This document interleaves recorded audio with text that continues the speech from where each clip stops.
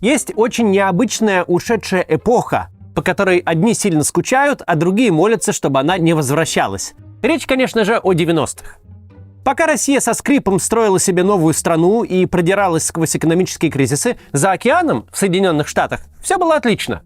И руководил Америкой тогда президент мирного времени, муж Хиллари, друг Ельцина и просто человек, при котором США определили ход своей истории на десятилетия вперед – Билл Клинтон. О нем я и хочу сегодня рассказать. О его стиле политики, о том, почему Америка при нем жила хорошо, и о том, как при его президентстве зародилась нынешняя политическая Америка с ее культурными войнами, радикализмом и противостояниями. Только перед тем, как начнем, мы собрали актуальные инструкции по обходу российских блокировок. Они доступны по ссылке в описании. Спонсор рубрики сегодня – компания MaxSwap, которая выпускает карты, позволяющие тратить криптовалюту за границей, как обычные деньги.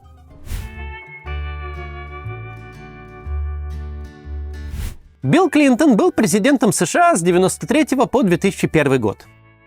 Перед этим он был генпрокурором штата Арканзас, а затем и губернатором Арканзаса целых 12 лет. На президентских праймерис с 1992 года Клинтон обошел губернатора Калифорнии Джерри Брауна и сенатора Пола Цонгаса. Сами выборы 1992 были интересными и необычными. Во-первых, от республиканцев идет действующий президент Джордж Буш-старший. Он был вице-президентом еще при предыдущем президенте Рональде Рейгане и примерно продолжал его курс. А значит, если Буш-старший выиграет, республиканцы получат 4-й срок подряд. Во-вторых, в 1992 году реальными противниками становится не только уже привычная нам сегодня пара демократ против республиканца, но еще и самовыдвиженец. На выборы идет бизнесмен Росс Перот и неожиданно становится третьим крупным кандидатом. Невиданная ситуация для Соединенных Штатов. Опросы прыгают туда-сюда, интрига сохраняется до последнего. Учитывая успехи во внешней политике, Буш-старший имеет все шансы победить. При нем Америка окончательно выиграла холодную войну и победила в войне в Персидском заливе против Ирака Саддама Хусейна. Однако на своем посту Буш-старший нарушил важнейшее для консерваторов обещание. Сначала публично заявил: «Читайте по губам, никаких новых налогов», и тут же их ввел. Не помогла ему и начавшаяся в Америке рецессия. Клинтон же представляется как нормальная такая альтернатива. Не особо левый кандидат, который будет править прагматично. В стране, где еще сохранилась любовь к рейгановской правой политике, сдвиг Клинтона к центру принес ему новые голоса, а позже и победу на президентских выборах. Перо же своим примером буквально подсвечивает проблематичность американской системы. Набрав 20 миллионов голосов избирателей, он получает ровно 0 голосов в коллегии выборщиков, потому что не победил ни в одном штате. После выборов долго спорят, помогла ли кандидатура Перо Бушу или Клинтону, то есть у кого он больше оттянул голосов. Консенсуса в этом вопросе нет до сих пор. Годы президентства Клинтона пришлись на, по нынешним меркам, вполне мирное и спокойное время. Перейдем к этому после небольшой рекламы. Посмотрите, пожалуйста. Кто из вас выезжал за рубеж за последние 3,5 года, тот знает. Иногда довольно сложно обойтись без карты. В одной стране билет на поезд без нее не купишь, в другой за жилье не заплатишь, в третьей сумку с кэшем под футболкой приходится прятать от воров. Отели бронировать нужна карта, аренда машины тоже нужна карта. А те, кто уже живет за границей, понимают, нужна еще и запасная карта на случай, если, например, счет в Европейском банке вдруг заблокируют. Открыть зарубежный счет и получить карту вам поможет компания Phenomenal. Ее специалисты знают, в какие банки подавать, чтобы вы могли не только открыть счет, но и пополнить его переводами с российских карт. С Phenomenal вы получите карту быстро и легально. Компания не нарушает российских законов о конфиденциальности данных. Оформление происходит дистанционно, без посещений иностранных банков. И по лояльной цене, с возможностью оплатить уже после изготовления карты, которые доставляют в любую точку мира, прямо к вашей двери. Phenomenal также научились оформлять карты крупного банка Казахстана с бесплатным обслуживанием и работающим Apple и Google Pay. Мультивалютная карта открывается за один день. Для открытия гражданину России понадобится действующий загранпаспорт. Пополнять такую карту вы сможете через российский банк-партнер или через любой иностранный банк. И сейчас, если назовете менеджеру Phenomenal промокод CATS, вы сможете оформить такую карту со скидкой за 19 990 рублей вместо почти 30 тысяч. Скидка эта действует только до конца дня, так что поспешите. Ссылка в описании. Спасибо, что смотрите рекламу. Продолжаем. Годы президентства Клинтона пришлись на, по нынешним меркам, вполне мирное время. Не было никаких Ирака с Афганистаном, а самое главное, закончилась холодная война. Правда, Россия никуда не делась, и заботиться об отношениях с ней все еще было нужно, с чем Клинтон справлялся довольно успешно. Вы наверняка помните видео завистливо смеющегося Клинтона и Ельцина. Смотря такое, может сложиться впечатление, что они чуть ли не настоящие братаны. И оно будет вполне верное. Между двумя президентами действительно были довольно теплые отношения. Клинтон помогал Ельцину бороться против возвращения коммунистов к власти и поддерживал Россию финансово. При Клинтоне Россия начала кое-как сотрудничать с НАТО. Именно с его подачи Россию взяли в Большую Семерку, которая стала Большой Восьмеркой, и оставалась таковой вплоть до аннексии Крыма. Однако, как обычно бывает, из общей истории о мирных годах президентства есть исключение у Клинтона. В 90-х на Балканах развалилась Югославия и начались страшные войны. Первым вмешательством Клинтона стала война в Боснии. Боснийские сербы тогда вели наступление на защищенные ООН зоны, устроили в Сребренице геноцид и останавливать войну не планировали. Тогда Клинтон инициировал бомбежки Сербии, причем кампанию авиаударов начали по запросу ООН и под флагом НАТО. Что помогло завершить войну, и затем в присутствии Клинтона подписались Дайтонские соглашения, в результате которых была создана современная Босния и Герцеговина. Мирный настрой администрации Клинтона имел и плохие последствия. Во время его президентства в 1994-м произошел геноцид в Руанде, где погибли сотни тысяч людей. Соединенные Штаты, как и остальной мир, не вмешались. Позже сам Клинтон назовет это решение одной из своих крупнейших ошибок. Причиной бездействия была американская операция в Сомали годом ранее, когда убитых американских солдат протащили по улицам Могадишо, показав эти кадры по телевидению. После этого вмешиваться в любые зарубежные конфликты Америка сильно опасалась. В общем же, время Билла Клинтона запомнилось фокусом на внутренних делах. Америка не отправляла никуда своих солдат, администрация сосредоточилась на росте экономики, и сама эпоха была безмятежна. Руководил страной Билл Клинтон с позиции центризма. Один из примеров такой позиции – вопрос о правах геев, а точнее о правах геев в американской армии. Служить геям в армии США до Клинтона было запрещено. Как утверждали генералы, это ломает боевой дух. В душевой пацаны стесняться будут. Да и вообще, не по-христиански это все как-то. Сам Клинтон во время предвыборной кампании говорил, что это все бред, и что если мужик-гей хочет защищать страну, просто дайте ему винтовку. Но уже победив, Клинтон обнаружил, противодействие геям в армии все-таки слишком солидное, и разрешать служить им категорически не хотят.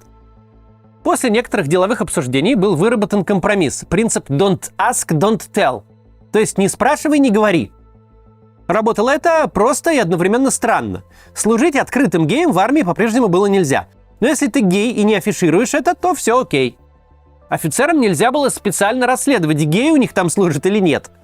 Получается такой пакт. Солдат не отсвечивает, офицер не лезет.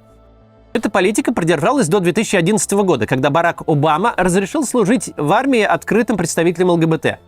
Ну а с признанием гей-браков спустя несколько лет наступило уже полное равенство. Партнеры начали получать армейские выплаты и прочие плюшки. Клинтон пытался решить и вопрос, будоражащий каждого президента – ввести новую систему здравоохранения в США. Здравоохранение по Клинтону должно было быть всеобщим, что идея левая, но при этом не государственным, что идея правая.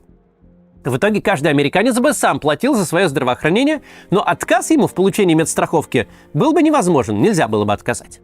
Ну и, конечно же, для бедных предусматривались субсидии на покупку страховки. Руководить принятием этого плана поставили первую леди Хиллари Клинтон, но в жизнь он претворен не был. План зарубили в Конгрессе, взявшие контроль республиканцы. В экономической политике Клинтон сфокусировался на сокращении дефицита бюджета. Обычно о таком говорят как раз республиканцы, но тут вот президент-демократ решил свести концы с концами. И что поразительно, ему это удалось. Помогала растущая экономика и, соответственно, доходы правительства, плюс отсутствие новых крупных программ.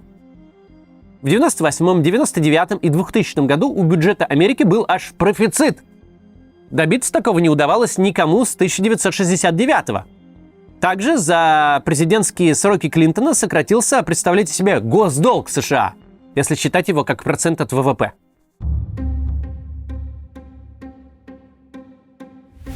В сознании жителей плюс-минус всего мира Билл Клинтон запомнился также крупнейшим политическим секс-скандалом.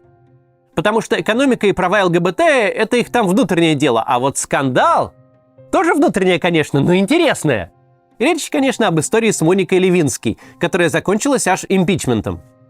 На протяжении своей политической карьеры Клинтон имел проблемы в браке с Хиллари.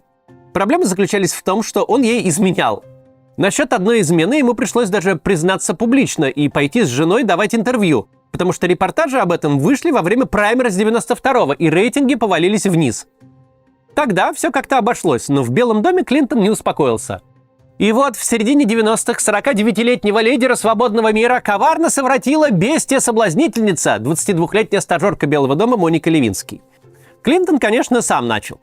И все бы ничего, но было и было. Однако об этой интрижке Клинтона спрашивали в ходе расследования другого дела о харассменте. И Клинтон сказал, что у них с Левински ничего не было. Сказал под присягой. А вот врать под присягой уже незаконно. Скандал в итоге растянулся на целый год. Клинтону приходилось отбиваться в интервью, давать новые показания и в конечном итоге все-таки признаться в измене. Самой Левински, естественно, было несладко из-за бегающих вокруг журналистов. Расследователи изучали записанные разговоры Левински со своей подругой, проводили ДНК-тесты ее синего платья. Короче, натуральный секс-скандал, только с президентом Соединенных Штатов. Клинтон в ходе расследования достиг новых высот ораторского мастерства. Когда его в очередной раз спросили, есть ли у вас сексуальные отношения с мисс Левински, Клинтон ответил: «Ну, это зависит от определения слова «есть». Логично, прямо сейчас же и впрямь нет. Эти юридические приколы его не особо спасли. Республиканское большинство в Палате представителей объявило Клинтону импичмент за ложь в суде. Но, к счастью для Клинтона, импичмент только полдела. Еще нужно, чтобы президента признал виновным Сенат, причем 2/3 голосов. Как помните, у Трампа было 2 импичмента, которые сдулись, не успев раздуться. Так же было и у Клинтона. В Сенате набралось только 50 голосов из 100. В итоге с поста президента его не выгнали, и Клинтон спокойно дослужил свой второй срок. Скандал с Моникой Левински стал главным скандалом времен президентства Клинтона, затмив все остальные его проблемы. И это, опять же, показывает, насколько спокойной была эпоха, насколько мало тогда случалось серьезных драм. Настолько, что самым страшным, что натворил Клинтон, стала измена жене со стажеркой. Плохо? Ну, наверное, плохо, особенно по отношению к Хиллари. Но страна-то все равно была в полном порядке. Это у Никсона была прослушка оппонентов, у Байдена стремительное старение, у Трампа уголовные дела. А при Клинтоне экономический рост, отсутствие войн и возможность покопаться в грязном белье президента Соединенных Штатов, как главное национальное развлечение.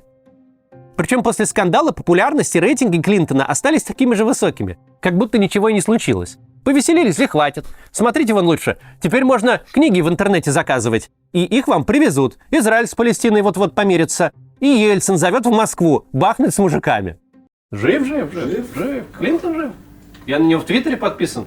Он пишет туда периодически.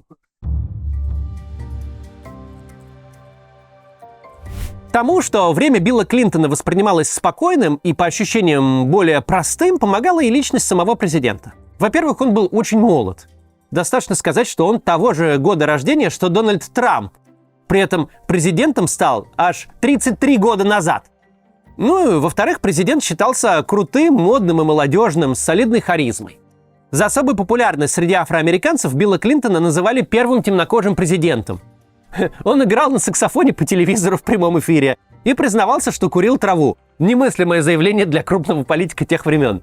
Правда, не изменяя центристским принципам, он заявил, что курил, но не вдыхал, за что его потом нещадно стебали.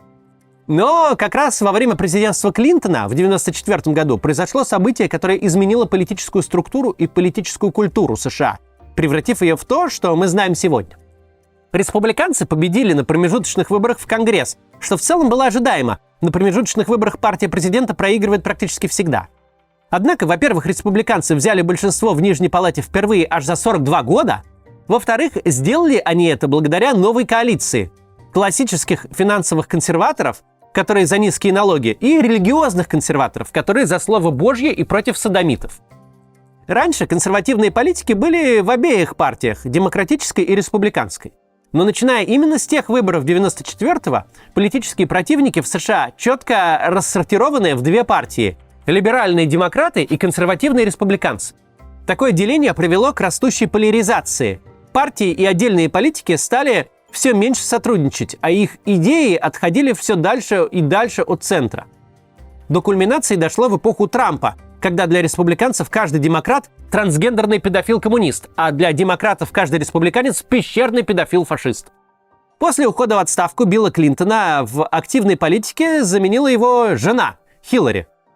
Еще пока Билл был президентом, Хиллари выдвигалась в сенаторы от штата Нью-Йорк и выигрывала. Она вполне могла стать и первой женщиной-президенткой США. В 2008-м она проиграла демократический праймериз молодому темнокожему сенатору Бараке Обаме. Обама позже назначил ее госсекретарем в свою администрацию.